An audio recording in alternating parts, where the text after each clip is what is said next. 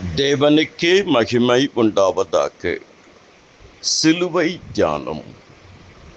சிலுவையில் இயேசு கிறிஸ்துவின் அன்பை காண்கிறோம். அதாவது தன் ஜீவனையே கொடுத்த அன்பு. ரோமர் 5:8.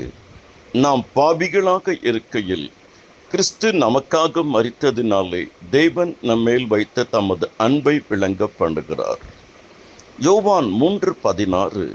தேவன் தம்முடைய ஒரே பேரான குமாரனை விசுவாசிக்கிறவன் எவனோ அவன் கெட்டு போகாமல் நித்திய ஜீவனை அடையும்படிக்கு அவரை தந்தருளி இவ்வளவாய் உலகத்தில் அன்பு கூர்ந்தார்.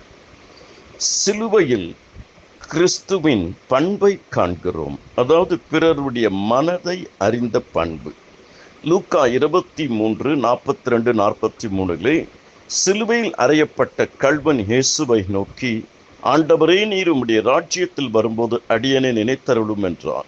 இயேசு அவனை நோக்கி, இன்றைக்கு நீ என் உடனே கூட பரதேசில் இருப்பாய் என்றார் என்று மெய்யாகவே உனக்கு சொல்லுகிறேன். பாருங்கள், பிறர் மனம் அறிந்த ஒரு அன்பை அங்கு பார்க்கிறோம்.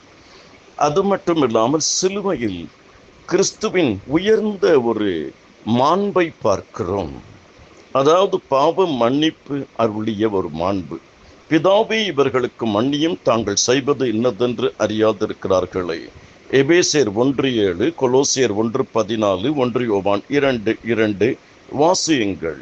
இயேசு கிறிஸ்துவின் சிலுவையை குறித்து அதிகமாக பேசப்பட்டிருக்கிறது. கர்த்தர் உங்களை அபரிமிதமாக ஆசீர்வதிப்பாராக. ஆமென்.